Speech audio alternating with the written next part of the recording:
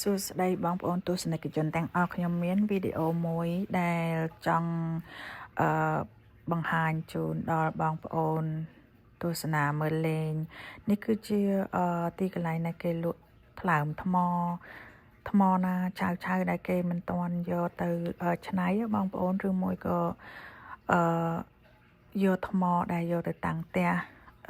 ដើម្បីជំនួយនៅភាពការជឿជាក់របស់យើងនៅអ្វីមួយអញ្ចឹងសូមទស្សនាមើលជាមួយខ្ញុំហើយថ្លើមថ្មខ្លះក៏ថោកទៅតម្លៃធូរថ្លៃ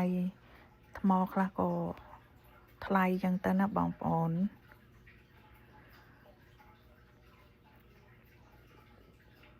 ហើយដូចជាថ្មដែលខ្ញុំប្រចាំងនេះគឺ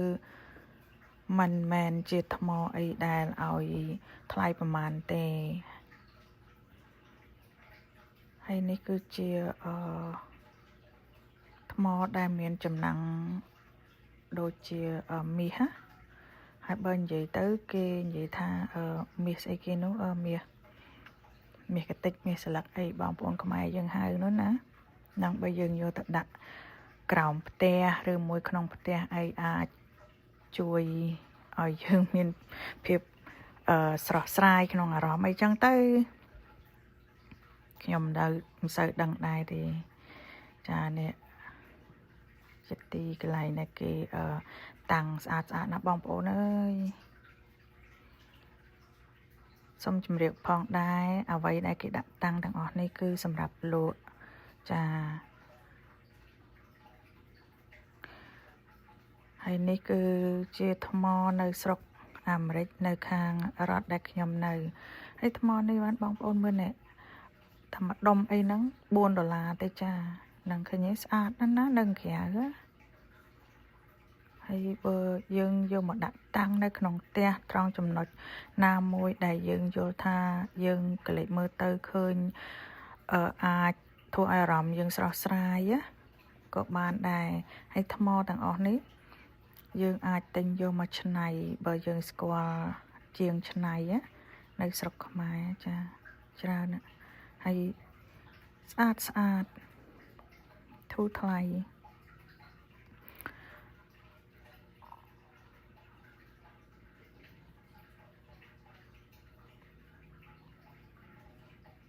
មើលស្អាតទេបងប្អូន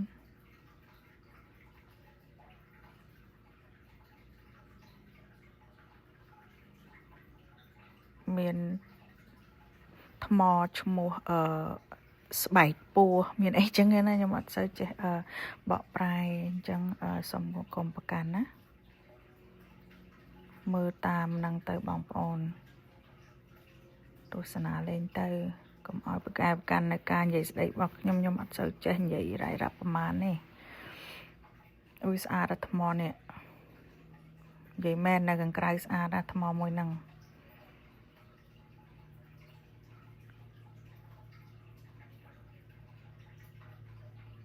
ហើយថ្មអស់នេះបានយកមកដាក់តាំងនៅចំកន្លែងអង្គុយលេងអីចឹងណាបាទបងប្អូនខ្មែរយើងគាត់នៅស្រុកខ្មែរគាត់ទិញអស់នេះទៅដឹងតាលើករាសីនៅតាមការជំនឿរបស់យើងហ្មងណាហើយបងប្អូននេះដែលគេដាក់ក្នុងទូកញ្ចក់ហ្នឹងគឺដោយសារតែថ្មអស់ហ្នឹងមានអាយុកាលឆ្នាំច្រើនឆ្នាំហើយតម្លៃក៏មិនសូវធូរថ្លៃប្រហែលដែរហើយចំណែកឯថ្លើមថ្មសខ្ពស់ធំនេះវិញសម្រាប់តាំងផ្ទះអួយបងប្អូនស្អាតមែនតែនហើយថ្មនេះផងដែរបងប្អូនគេដាក់ថាគឺជាថ្មដែលអាចទប់ស្កាត់នៅរឿងអវិជ្ជមានដែលអ្នកណាម្នាក់ស្អប់ឬក៏មើលអ្វីមិនល្អដាក់ទម្លាយយើងអីចឹងណាបងប្អូននេះគឺគេដាក់អញ្ចឹងបើសិនជាយើងទិញយកដាក់កាបូបឬក៏ក្នុងផ្ទះអីចឹងក៏បានដែរបងប្អូនឃើញនេះ shield from negativity អូយមួយនេះគឺស្អាតល្អមែនតែនដាក់តាំងផ្ទះ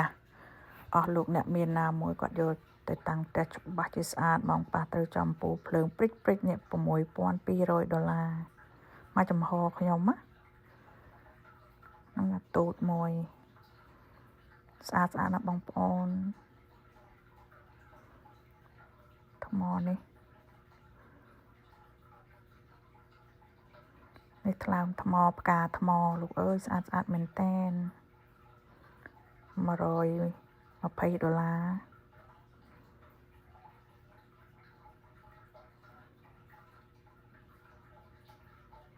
ហ្នឹងហើយមានតែប៉ុណ្ណឹងទេបងប្អូនដែលខ្ញុំចង់ចែកម្លែកជូនបងប្អូនមើលណាហើយនេះគឺជាប្រេង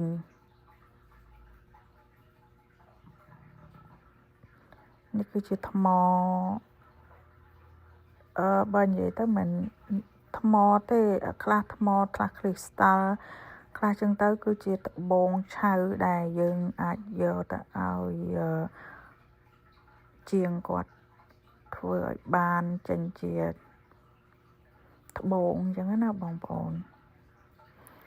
ហើយនេះវិញដឹងជាសម្រាប់ក៏អីទេពេលគេវាយទៅលឺសូរខ្លាំងលឺសូរឡើងក៏លួចពេលគេអត់វាយគ្រាន់តែដាក់មកតើងហើយយើងយកនេះនឹងគួតនៅលើមាត់ចានហ្នឹងណា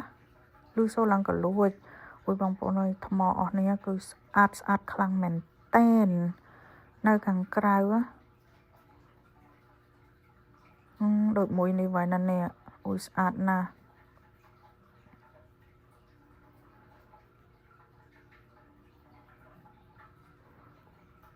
អ្នកឃើញទេបងប្អូនមួយទៀត shield from negativity good stone of protection ណាដូចខ្ញុំនិយាយចឹងអាចទប់ស្កាត់នៅជំនឿអ្នកខ្លះគេមើលមកយើងខាងផ្លូវអាក្រក់បងប្អូនអញ្ចឹងឬក៏គេដាក់ផ្ដាសាយើងអញ្ចឹងទៅយើងមានអានឹងតាមខ្លួនទៅវាអាចជួយយើងអានឹងការជំនឿនេះបងប្អូនមានជាតិមាសហើយនេះត្បូង emerald ខ្មែរយើងអូយដឹងហៅស្អីទេខ្មែរ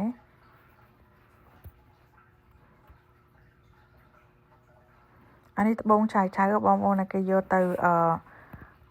ឆ្នៃ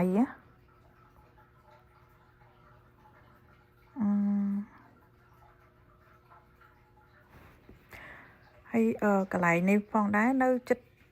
ផ្ទះខ្ញុំដែរទេនៅក្នុងរដ្ឋខ្ញុំនៅចិត្តផ្ទះទេបើសិនជាបងប្អូនណាចង់ជាវយកទៅអាចតាក់ទងមកខ្ញុំបានហើយខ្ញុំមិនមែនជាអ្នកធ្វើចំនួនអីទេបងប្អូនតែខ្ញុំគ្រាន់តែចង់ផ្សព្វផ្សាយឲ្យបងប្អូនណាខ្លះដែលគាត់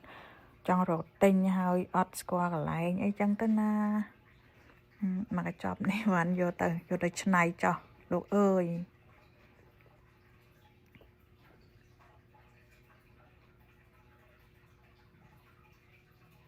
កាក់អស់នេះយកទៅធ្វើគ្រឿងអលង្ការបានណាបងប្អូន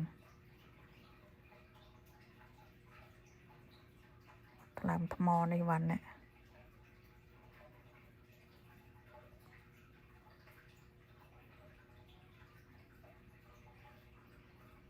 អត់ចេះថតទេអូយស្អាតណាស់បងប្អូនអើយនៅខាងក្រៅចាំងហ្មងណាខ្ញុំមិនចេះនិយាយទេហើយអ្នកមើលត្បូង quartz នេះវ៉ាន់យកទៅឆ្នៃយកទៅអីទៅមិនថាមិនឈ្នះត្បូងបបៃលិនមិនឈ្នះត្បូងនៅស្រុកខ្មែរទេអានេះខ្ញុំគ្រាន់តែចង់បង្ហាញឲ្យបងប្អូនមើលទេណាមិនប្រៀបធៀបទេបងប្អូន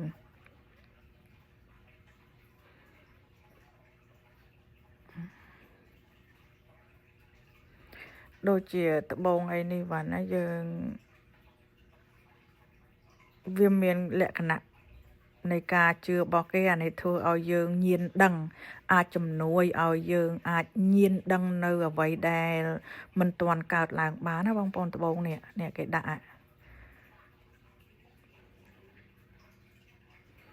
ត្បូងអស់នេះសិតតែមានជំនឿនៅការជឿរបស់ប្រទេសគេហើយត្បូងនេះវ៉ាន់ជំនួយនៅការខ្លាចនិងខឹងហើយខ្លាចអីចឹងណា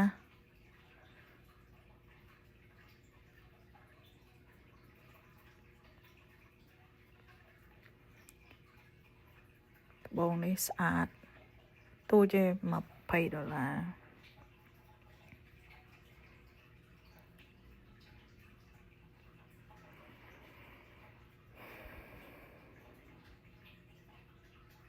ស្អាតស្អាតណាបងប្អូនហើយនេះដូចជាថ្មត្បូងឲ្យគេយកទៅច្នៃអានេះត្បូងឆៅ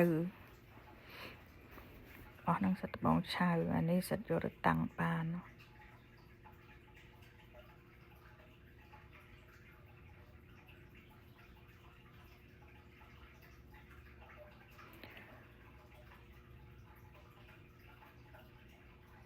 សិតផ្កាថ្មដែលដុសចេញមកពីលើមួយទៀតហើយមានចំណាំងចាំងដូចជាពេជ្រចឹងហើយជម្រាបបងប្អូនផងដែរថាទីកន្លែងនេះគឺជាកន្លែងគេលក់ថ្មសុទ្ធសាធត្បូងសុទ្ធសាធចឹងទៅការស្រាវជ្រាវគឺកន្លែងក្មេងគេយកក្មេងយកកូនអីមកលេង